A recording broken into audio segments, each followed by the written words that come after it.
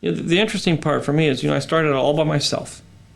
And then almost immediately, within about 3 or 4 months of starting to write the scripts, I brought in Doug and a few of the other designers. And then there's a little group, and then we started building that little group that's the design group from the attic. And we've worked for 2.5 years together. And what I've done is, over those 2.5 years, spent huge amounts of time approving, changing, and finalizing designs for things. Thousands of things.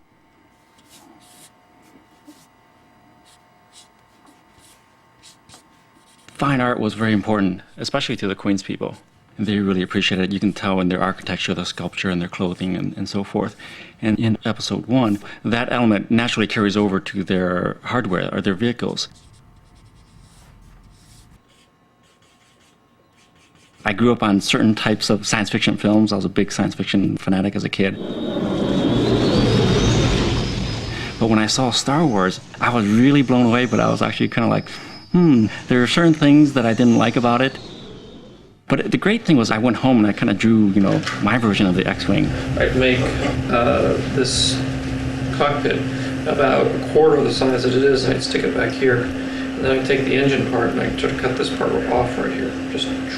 I started with a staff of 2, and we were given a huge list of vehicles, creatures, environments, and whatnot to design. And it was just a matter of sitting down and trying to comprehend, where to start first, and then how to design something that will live up to the expectations of everybody that's going to see this film. George is very reactive, and he likes to kind of see things. And he basically just said, I need single-person fighters and shuttles and so forth. So just like a small shuttle type thing? No, I don't know what it is. Don't ask me those technical questions. It's neat, that's all.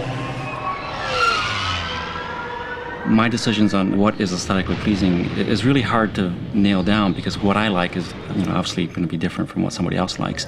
It's a matter of getting in sync with George, and I hope that I've kind of gotten in sync with George on this film.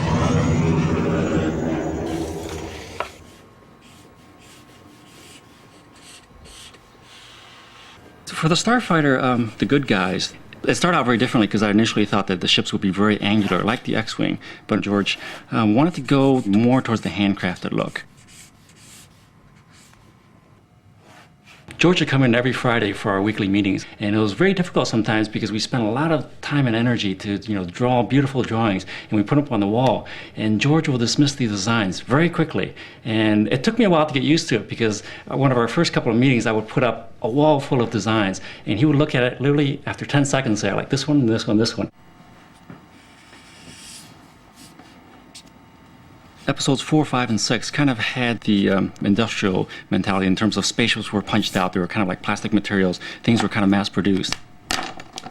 It kind of happened with the industrial design in the United States. We had, an era in the 20s and 30s where things were more romantic and the craftsmen were the king. But then slowly, as the Industrial Revolution took over, machinery and mass production became the norm. I'm not quite sure if this is George's take, but for me, when that pattern clicked, everything made sense in terms of designing for this film.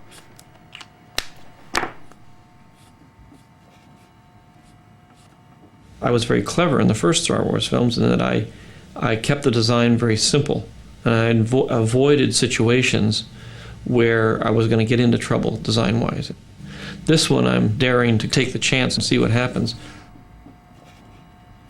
I think about this constantly. I mean, it's going to the 3rd year, and there hasn't been a day or an hour where I haven't thought of something that could work.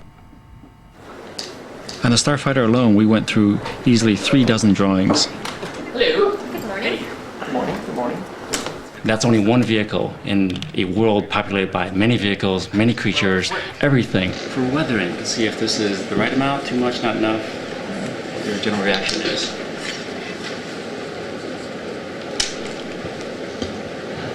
I would say this is the most distressed. Okay.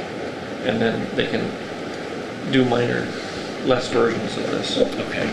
Now the other thing that we haven't really addressed is like paint chips and things. Do you want to I see think we that? can keep it pretty much the way it is. I mean, the one thing that I would tone down a little bit is this. Okay. It's getting a little too dirty.